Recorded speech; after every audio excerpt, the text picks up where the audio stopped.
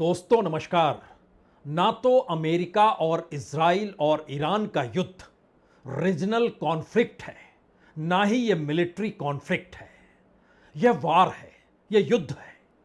और पहली बार इस युद्ध को लेकर आशंका बड़ी होती चली जा रही है। और आशंका बड़ी होने का मतलब यह है इसमें ना जाने कितने देश कूद जाएं और आने वाले वक्त में कहीं रूस यूक्रेन का युद्ध भी इसमें मिल ना जाए। यह परिस्थिति एक झटके में शुरू नहीं हुई है। दरअसल इन सब के बीच जो अमेरिका संवाद बनाना चाहता है, जो अपने कार्यक्रमों को वह मध्यस्थों के जरिए ईरान को सौंप रहा है, ईरान उसे बकवास करार दे रहा है। और इतना ही नहीं, इन सब के बीच यूरोपियन कंट्रीज की पूरी कतार खड़ी हो चली है, जो अमेरिका के साथ नहीं है। इस युद्ध में वह बिल्कुल साथ नहीं है, लेकिन मैसेज अब उससे आगे निकल रहा है। और यह खतरनाक है। खतरनाक इसलिए है क्योंकि जिस वक्त रूस ने यूक्रेन पर हमला किया था, उस वक्त यूक्रेन के साथ पूरी नाटो कंट्रीज खड़ी हो गई थी। अमेरिका भी मदद कर रहा था और नाटो कंट्रीज को लग रहा था कि यूक्रेन अगर हार गया तो उसके बाद नाटो कंट्रीज की सीमा सीधे रूस से लगेगी। और इसीलिए ध्यान दीजिए, तो उस वक्त रूस के साथ दो ही देश खड़े थे। एक चीन था जो स्ट्रेटजिकली मदद कर रहा था, आर्थिक तौर पर भी, यानी तेल वो रशिया से खरीद रहा था। और कहीं ना कहीं आर्थिक मदद जो मिल रही थी उस दौर में, भारत भी रूस से तेल खरीद रहा था, उसको अपने यहां रिफाइन करता था और यूरोप के बाजार में वह बेचता था, सैंक्शंस के बावजूद भी। लेकिन उस पूरी दौर में अगर कोई युद्ध के बीच हथियारों को लेकर मदद कर रहा था तो वह ईरान था। ईरान ने जितने ड्रोन दिए, जितनी मिसाइलें दी, जिस तरीके से मदद रूस की, वो तमाम मिसाइल, वो तमाम ड्रोन यूक्रेन पर दागे गए। युद्ध 4 बरस से ज्यादा हो चुका है, जो अभी भी चल रहा है। और इन सब के बीच 1 महीने पुराना युद्ध, उसमें यूक्रेन की एंट्री हो गई। यूक्रेन ने अरब कंट्रीज के साथ डिफेंस डील कर ली और कहा कि जो भी ड्रोन आपके ऊपर आएंगे हम उसे रोकेंगे, क्योंकि हमारे पास एक टेक्नोलॉजी है। वो टेक्नोलॉजी वही है, जब रूस ईरान के ड्रोन को अपने यहां से यूक्रेन पर अटैक करता था तो हम रोक लेते थे। यूक्रेन की एंट्री हुई और एक झटके में यूएई के भीतर उन्हें एक साइट दे दी गई कि यहां पर आप अपने ड्रोन को बना सकते हैं, या ड्रोन को काउंटर करने के लिए जो टेक्नोलॉजी है उसको आप खड़ा कर सकते हैं। यह बात लगा ऐसे कि आई गई हो जाएगी, लेकिन जी नहीं। मसला यह है कि जेलेंस्की खुले तौर पर कहते हैं कि ईरान के हथियार रूस के जरिए उसके देश पर बरस रहे थे। अब ईरान के हथियार जो खाड़ी देशों पर बरसते हैं वो यूक्रेन की टेक्नोलॉजी से रोके जाएंगे। और इसमें पहली बार ईरान ने खाड़ी देशों को यह कहकर चेतावनी दे दी कि आप जिस दिशा में जा रहे हैं वो युद्ध सिर्फ अब सीमित नहीं रहेगा, वो फैल जाएगा, वो बढ़ जाएगा, और हो सकता है उसके दायरे में रूस और यूक्रेन का युद्ध भी शामिल हो जाए। ईरान तो इससे एक कदम आगे निकलकर यह भी कहा कि दरअसल इस दौर में अमेरिकी बेस पर जो ईरान ने हमले किए और बावजूद इसके खाड़ी देशों ने संयम बरता, लेकिन अब इसके बाद रास्ता नहीं बचेगा जब जेलेंस्की के हथियार खाड़ी देशों में होंगे और जेलेंस्की पुतिन से युद्ध भी कर रहे होंगे, तो पुतिन अभी तक स्ट्रेटजिकली मदद जो ईरान को कर रहे हैं वो हथियारों में तब्दील ना हो जाए। तो क्या अमेरिका के लिए यह एक बेहतरीन स्थिति होगी, इजराइल के लिए बेहतरीन स्थिति होगी, या दुनिया के लिए बद से बदतर स्थिति होगी? क्योंकि अब यूरोप के तमाम देश ये कहने से चूक नहीं रहे हैं कि दरअसल यह युद्ध हमारा युद्ध तो नहीं है, लेकिन अब समझना होगा कि ट्रंप जिस रास्ते निकल पड़े हैं उसमें आने वाले वक्त में यूरोप का रास्ता क्या हो। और इन तमाम चीजों के बीच स्पेन ने खुले तौर पर पहली बार कह दिया कि अब हमारे एयर स्पेस का इस्तेमाल अमेरिकी विमान नहीं कर सकते हैं। उसके बाद जर्मनी की जो पार्टी है अल्टरनेटिव फॉर जर्मनी, एएफडी, उसने अपने देश में मांग कर दी कि जो अमेरिका में 40,000 सैनिक तैनात हैं उसको वापस बुला लिया जाए। ब्रिटेन ने अपने तौर पर कह दिया यह युद्ध हमारा नहीं है, और जरा परिस्थितियों को समझें। इस युद्ध की भयानकता क्या हो सकती है अगर यह फैल गया।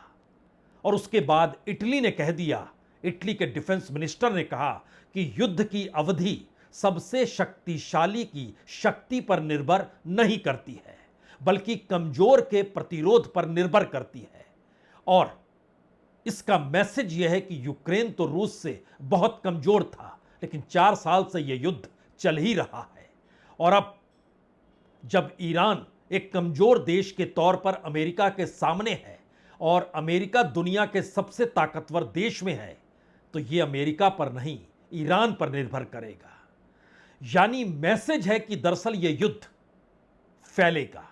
मैसेज है कि इस युद्ध को लेकर रूस की एंट्री हो सकती है। यह मैसेज है कि इस युद्ध की व्यापकता में हर देश शामिल होगा और सवाल सिर्फ और सिर्फ होर्मुज स्ट्रेट का नहीं होगा, खार्ग आइलैंड का नहीं होगा, या फिर जो आज गुस्सा अमेरिकी राष्ट्रपति को आया और उन्होंने कहा सब कुछ तबाह कर देंगे, मसला उसका नहीं है। युद्ध के महायुद्ध में बदलती हुई ऐसी परिस्थिति है जिसमें आज पहली चेतावनी यूक्रेन या जेलेंस्की को लेकर खाड़ी देशों को सीधे ईरान ने दी। اساساً چنین رفتارهایی متصل کردن منازعه اوکراین که ریشه‌های خاص خودش رو داره با اتفاقاتی که در منطقه ما در حال وقوعه، تجاوز نظامی خیلی آشکار آمریکا و رژیم صهیونیستی علیه ایران، یک اشتباه محاسباتی بسیار فاجعه آمیز هست. من اطمینان دارم که کشورهای منطقه در چنین دامی نخواهند افتاد. दरअसल जेलेंस्की की एंट्री खाड़ी देशों में या कहें ईरान के खिलाफ अमेरिका और इजराइल के इस युद्ध के बीच का होना, यह पूरी दुनिया के लिए कितना खतरनाक है, यह इस बात से भी समझा जा सकता है कि नाटो कंट्रीज अमेरिका के साथ नहीं है। नाटो कंट्रीज को कागजी शेर अमेरिका के राष्ट्रपति बतला रहे हैं और बिना नाटो कंट्रीज के यूक्रेन एक दिन भी रूस के सामने खड़ा हो नहीं सकता है। अगर सारी मदद नाटो कंट्रीज एक झटके में बंद कर दें तो यह वही नाटो कंट्री है जो ईरान के खिलाफ अमेरिका के युद्ध में अमेरिका के साथ नहीं है। लेकिन दूसरी तरफ यूक्रेन जो खुद युद्ध लड़ रहा है, वह खाड़ी देशों की मदद कर रहा है तब जब खाड़ी देशों में अमेरिकी बेसेस हैं, मिलिट्री बेस मौजूद है, एयर बेस मौजूद है, नेवी बेस मौजूद है। यानी सीधे तौर पर जेलेंस्की की एंट्री इजराइल और अमेरिका के तरफ से खाड़ी देशों में अब हो गई है। अब सवाल नाटो कंट्रीज का भी है जो लगातार विरोध कर रहे हैं। जेलेंस्की की एंट्री जिस तरीके से खाड़ी देशों के अलग अलग अरब लीडर्स के साथ हुई, हमें लगता है पहले एक तस्वीर देखिए जब जेलेंस्की पहुंचे थे यूएई।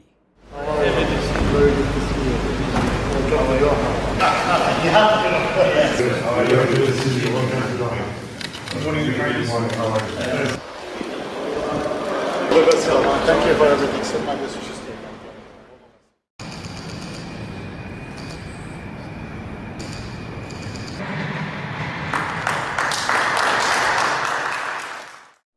दरअसल ये एक संकेत तो है कि यूक्रेन की एंट्री जापान, इजराइल और अमेरिका के युद्ध के बीच हो गई और आने वाले वक्त में रशिया और यूक्रेन का युद्ध जो है कहीं इस युद्ध में समाहित ना हो जाए।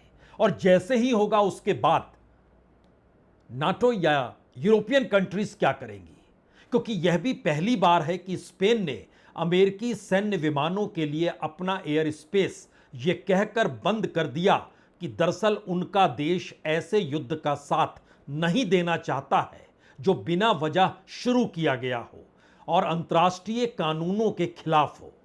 और यह भी कह दिया गया कि मिलिट्री बेस के इस्तेमाल पर भी अब रोक लग रही है। बाकायदा जो स्पेन के रक्षा मंत्री हैं मार्गरेटा रोब्लेस, वही सामने आए और उसके बाद स्पेन के प्राइम मिनिस्टर पेड्रो सांचेज ने भी खुले तौर पर कहा, हाँ अब जगह नहीं है अमेरिका के लिए। हालांकि अमेरिका की तरफ से प्रतिक्रिया या ट्रंप की तरफ से प्रतिक्रिया यही आई कि आपको व्यापार से जुड़े मामलों पर अब निशाना बनाया जाएगा। यह मैसेज बहुत साफ है कि किस तरीके से अब स्थितियां बदलनी शुरू होंगी यूरोप के भीतर भी, क्योंकि इसके ठीक समानांतर जब जर्मनी के भीतर यह आवाज उठी कि अमेरिका से 40,000 सैनिकों को वापस बुला लिया जाए, और जब स्टैमर ने यानी ब्रिटेन के प्राइम मिनिस्टर ने खुले तौर पर कहा यह हमारा युद्ध नहीं, और जिस मुश्किल हालात से इस वक्त पूरी दुनिया गुजर रही है उसमें एक साथ दो युद्ध, और इन दो युद्धों के साथ साथ नए कॉम्बिनेशन और अलाइनमेंट, ये सारी परिस्थितियां बतलाती हैं कि यह युद्ध सिर्फ सिमटा हुआ नहीं होगा, और ऐसे में अपने देश के लोगों के लिए अपनी राहत और रियायत के बारे में गंभीरता से सोचना होगा। जर्मनी, इटली, ब्रिटेन, स्पेन, अगर ध्यान दीजिए तो ये सभी एक झटके में जिस तर्ज पर खड़े होकर सामने आए, उसने सिर्फ और सिर्फ मैसेज ये नहीं दिया कि ये युद्ध वो जल्द खत्म भी करवाना चाहते हैं और यह भी चाहते हैं कि एक बड़ा निर्णय अमेरिका ले, लेकिन जेलेंस्की की एंट्री एक नए मैसेज के साथ उभरी, और ईरान की चुनौती और धमकी बिल्कुल एक नए मैसेज के साथ उभरी कि अब खाड़ी देश समझ जाएं, वह उस युद्ध में शरीक होने जा रहे हैं जिस युद्ध के वो हिस्सा है नहीं, और वो शामिल करने के लिए एक पूरी बिसात खाड़ी देशों के लिए अंतर्राष्ट्रीय तौर पर बिछाई जा रही है, क्योंकि अगर वह अमेरिकी बेस को अलग कर देते हैं और खुद अपनी रीजनल सिक्योरिटी को लेकर आगे बढ़ेंगे तो ऐसे में अमेरिका के लिए मुश्किल होगी। तो क्या जेलेंस्की की एंट्री अमेरिका के इशारे पर है? नाटो कंट्रीज तो इसको विरोध में है। यह सवाल कितना बड़ा हो चला है, हमें लगता है सुनना चाहिए यूरोपियन कंट्रीज के लीडर्स की बात। Schiffe mit spanischen Gittern dürfen die Straße allerdings passieren. Warum dürfen die Spanier dort durch? Weil Spanien eben seine Basen für den Iran-Krieg sperrt. Und genau das ist richtig. Spanien mischt sich in diesen Krieg eben nicht ein. Und deshalb fangen wir an, wie es in unserem Grundsatzprogramm auch steht, fangen wir an, auch das umzusetzen mit dem Abzug der US-Truppen aus Deutschland, liebe Freunde. We're facing a war on two fronts. The Ukraine war now, 4 and a bit years in, and let's salute the bravery of Ukrainians over so many years, both on the front line and the civilians, as they fight for the values that matter to us. And now the other front, the other war, which is the Iran war, which I know is causing huge concern. People look at their screens and they're worried when they see explosions, infrastructure blown up, the rhetoric that goes with it, worried about whether this is going to escalate even further. And therefore it's really important. जाहिर है इन बातों को सुन के अमेरिकी राष्ट्रपति को गुस्सा तो होगा, लेकिन उससे ज्यादा है कि उनकी अपनी फॉरेन पॉलिसी और इंटरनेशनल डिप्लोमेसी इस दौर में पूरे तरीके से लड़खड़ा गई है। तो क्या युद्ध के साथ युद्ध को जोड़ने की एक नई रणनीति का हिस्सा है?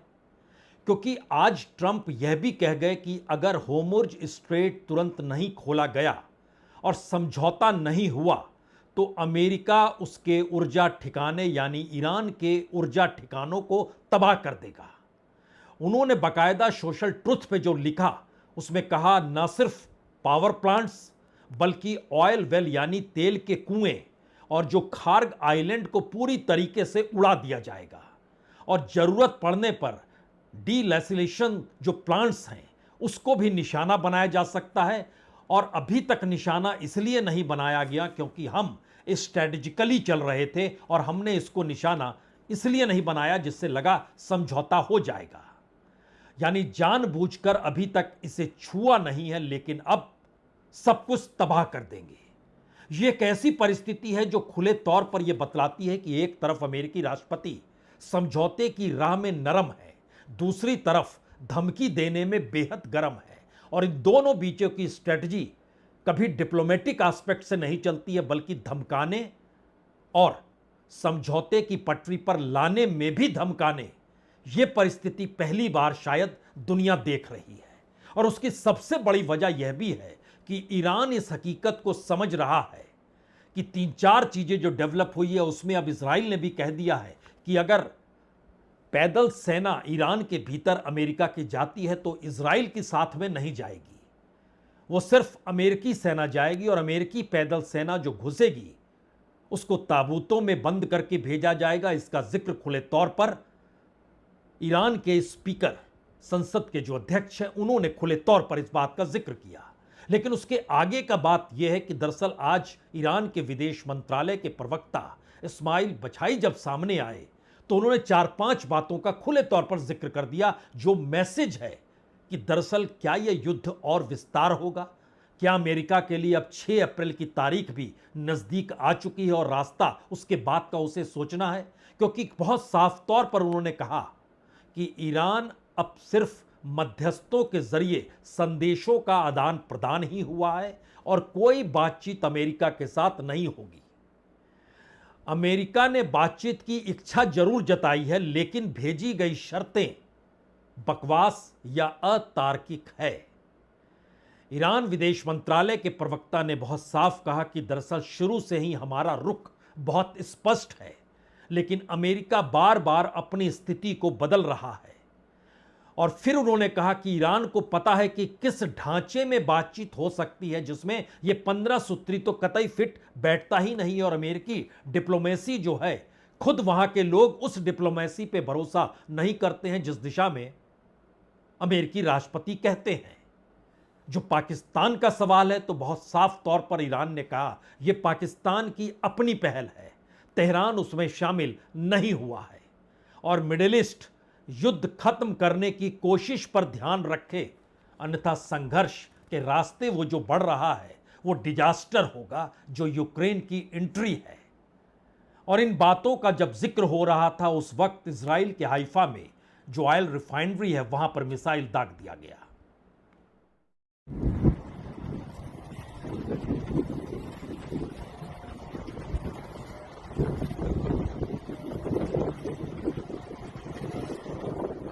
महत्वपूर्ण यह भी है कि दरअसल हाइफा की इस ऑयल रिफाइनरी में ईरान ने भी मिसाइल दागी और हिजबुल्लाह ने भी मिसाइल दागी। पुष्टि आखिर तक नहीं हुई कि किसकी मिसाइल से यह अटैक हुआ, लेकिन जिस परिस्थिति में अमेरिका खड़ा है, या फिर अमेरिकी राष्ट्रपति अब जब इस बात का जिक्र खुले तौर पर कर रहे हैं कि अगर समझौता नहीं तो सब कुछ तबाह कर देंगे, दरअसल इसको लेकर भी अपने अपने रुख को ईरान ने बहुत साफ किया और अमेरिका की तरफ से भी इसको साफ करने की कोशिश की गई।